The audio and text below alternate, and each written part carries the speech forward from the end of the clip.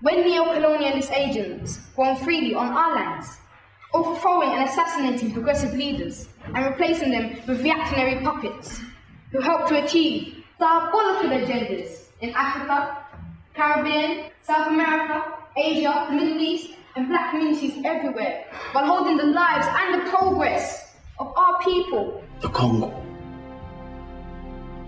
An area 1¼ the size of Western Europe became the personal property of Leopold, your grandfather. This is a history lesson. 30 years later, the direction of your grandfather Leopold, the population of the Congo was reduced from 18 million to 6 billion. That is 300% more than the Jewish casualty under Adolf Hitler. You know, Leopold wrote in his personal memos that aside from the mountains of African skulls, he used to decapitate the heads of hundreds of Africans, scoop out their brains, and use their fresh skulls as headlamps to decorate the driveway to his palace. This, of course, was while he was entertaining civilized European dignitaries. Ironic. When countries such as the USA had developed designer biological warfare agents capable of attacking the phenol cell, which is a subcell within our melanin. This biological warfare agent, if let into the atmosphere and inhaled by any black person, would kill within 24 hours.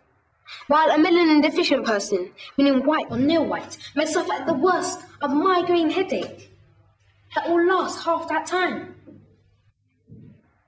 Things are not normal.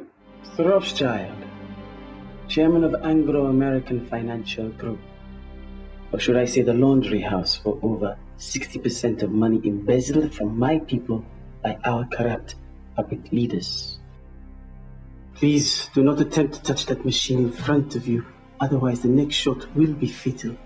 500 years after Africans were once again brutally massacred, raped, kidnapped, and enslaved. Today, black men and women still suffer the worst form of oppression in the nations of the West, where black men are systematically criminalized and re-enslaved in the prison institutions of these nations, where we make up under 12% of the general population, but over 65% of the prison population. Circumstances are not normal.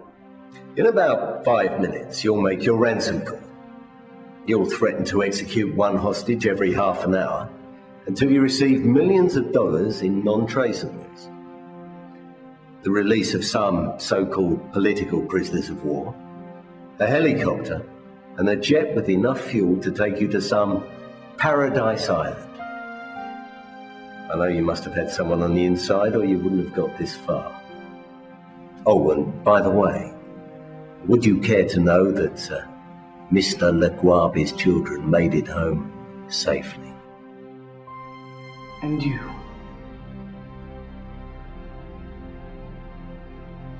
the odd one out. In a nation that prosecutes its liberating mothers over trivial accusations, what pitiful excuse we have for leadership. Truth and reconciliation, they call it, for the massacre of countless Africans. Tell me, Mr. Boston, how many African countries, like your CIA friend here, did you help Western governments destroy and destabilize? For what price?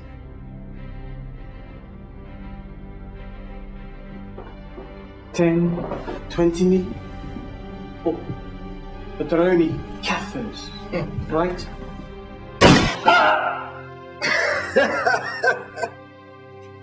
Now I tell you what I know. Never threaten my friend and family. And or piece off or try to psychoanalyze a fucking hostage taker in an unstable situation.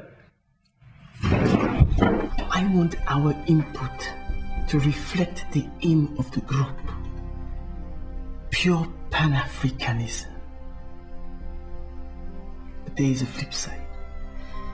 See, for every $10 that we invest in improving the quality of life for a black child in the West, will be about the same amount that we will need to save 10 equally valuable black children on the continent from dying of starvation. I see. So it is just a matter of priority then? Yes, Pangam. But who decides what to prioritize over what? How do we explain this to people who also have their pressing needs, however unlife-threatening one may perceive it to be? $10 billion. A mere token of the money stolen from my people. In your banks. I would very much like you to help us recover these funds. The instructions are on the next page. Hunger and poverty alleviation, further regeneration and improvement of rural life, provisions for fresh water for drinking, and comprehensive irrigation work, fish farming, and small-scale industries, things like that. But then this is only a limited attempt to reduce some of our people's suffering, while we tackle the core of the problem, which is the social, political, cultural, and economical unification of the continent and our people at home and diaspora. If acquired information, properly deciphered, can bring about knowledge, and knowledge, when well applied, may give wisdom, both which in turn is the true source of real power. But you here, my young brother, English, relinquish part your presence to live in a place of brain-fried ignorance, yet complain about the powerful forces that oppress you, even though you wish to be neither here nor there. Blind to the most basic fundamental knowledge of self. Help me out here. Is it you or me or both our inability to understand the laws of space and time? Talking about now, people know it. Right in truth. I believe that justice is the foundation for everything in existence.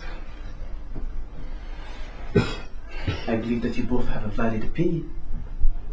And now that you know that, I believe I will get some peace and tranquility.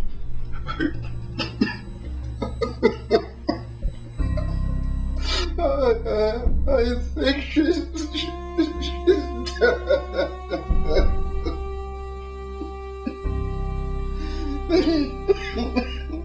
Would you like to share the same fate as your wife?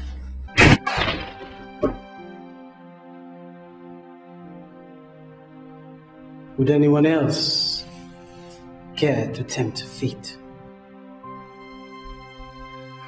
This is suicide, you know. Suicide is an act of desperation, to overwhelm sadness and depression. However, a dance with death,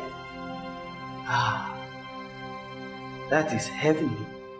When in the face of almost assured annihilation, so-called black activists, intellectual acrobats, and revolutionary wannabes are pimping black consciousness and intellectually masturbating on the words of Malcolm, Garvey, Diop, Clark, and others. Circumstances are far from normal.